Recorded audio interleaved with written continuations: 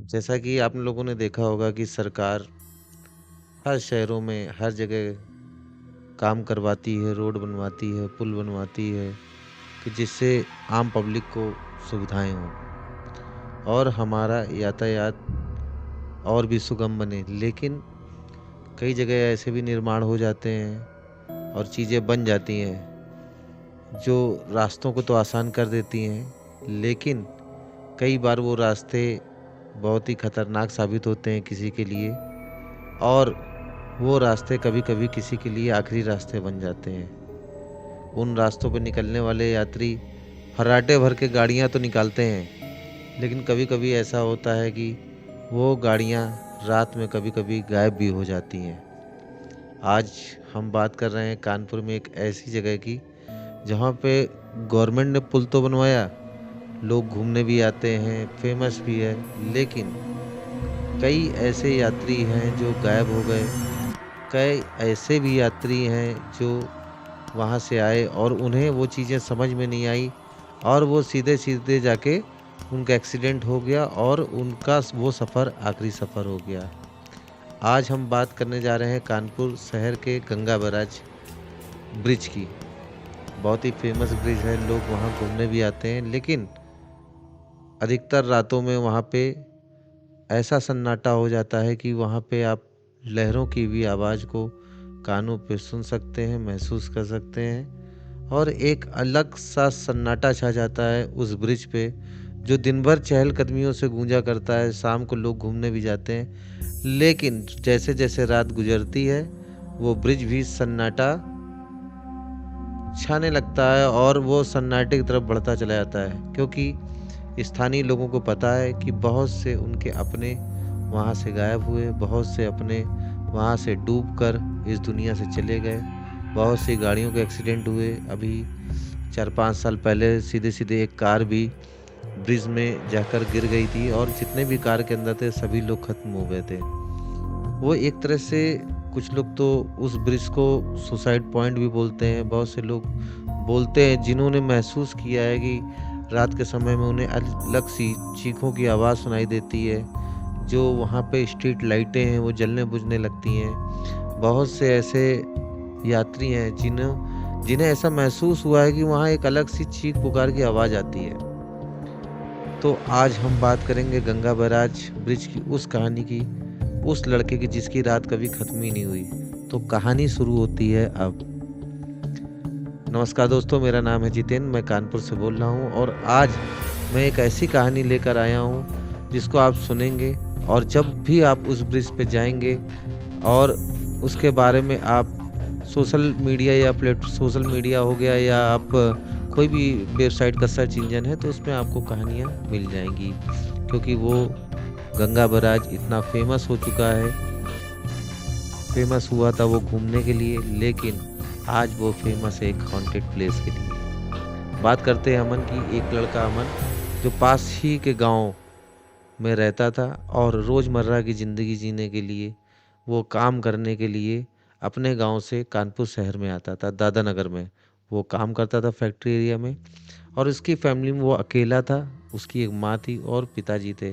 पिताजी एजेड थे, वो घर पे रहते थे और किसानी का काम किया करते थे। माँ ज़्यादातर बीमार रहती थी।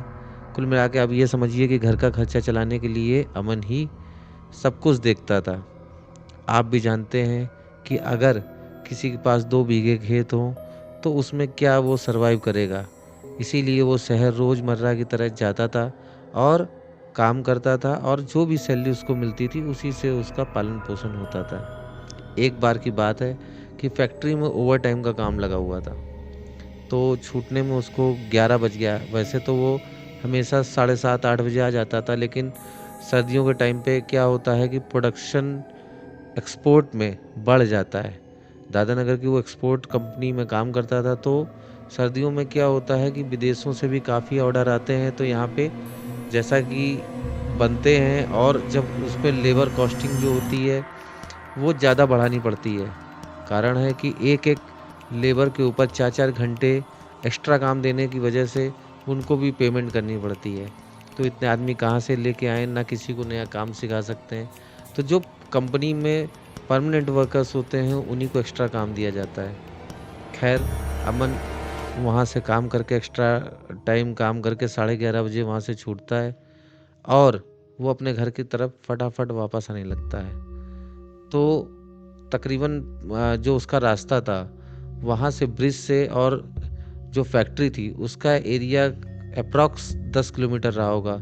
तो उसको आते आते 12 बज गया, 12 क्या 12:15 बज गया, क्योंकि रास्ते में सर्दी का टाइम है तो उसने चाय वगैरह पी, बिस्किट खाए और जो उसके साथ के लोग थे वो कानपुर के थे और वहीं से उसने अपने घर का रास्ता पकड़ लिया और जो उसके साथ भी 1-2 लोग जाते होंगे कानपुर के जो रहे होंगे वो वहाँ से कानपुर के अपने रास्ते में अलग जगह चले गए और अमन वहाँ से अकेला अपने घर को आ गया। जैसे ही उसने कंपनी बाग चौराहा पार किया और गंगा बैराज की तरफ बढ़ा, तो जैसे ही गंगा बैराज की स्टार्टिंग होती है तो वहाँ से स्ट्रीट लाइटें चालू होती हैं। थोड़ा सा ही आगे बढ़ा होगा तो उसको एक रोज की तरह नहीं, लेकिन जब वो रात हुई थी तो उसको एक अजीब सी फीलिंग्स आई, जैसे एक अलग सी शीत लहर चल रही हो।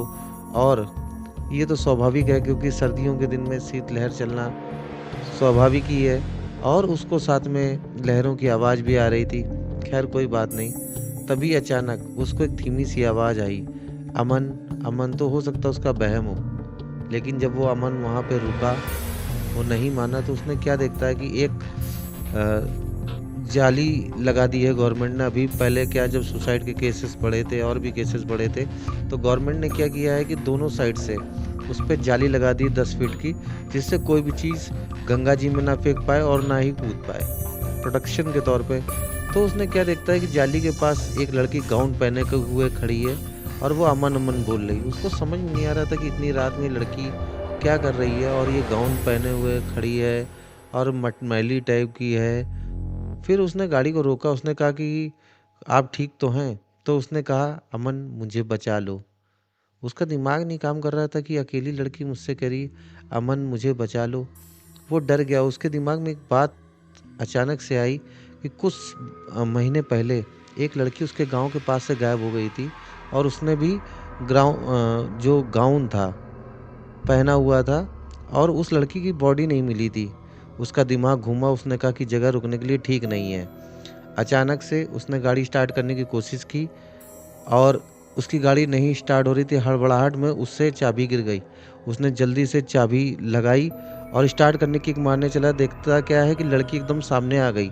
उसका चेहरा एकदम सा बदला हुआ था, मटमैला चेहरा, लंबा चेहरा हो गया था और हड्डियां जैसे सड़ा हुआ चेहरा एकदम उसका सामने से फीलिंग कर रहा था कि एकदम से जैसे हड्डियां उसकी बाहर आ रही कि अमन मुझे बचा लो।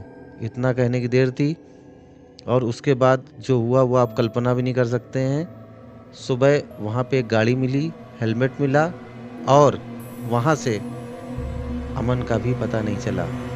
आज भी उसके घर वाले परेशान हैं कि आखिर अमन को क्या हुआ। इसी के साथ मैं एक ही बात आपसे कहना चाहूँगा कि हमेशा ऐसी जगह सोच समझ के जाएं, सुनसान इलाकों में, जहाँ पे आपको पहले से जानकारी हो। धन्यवाद।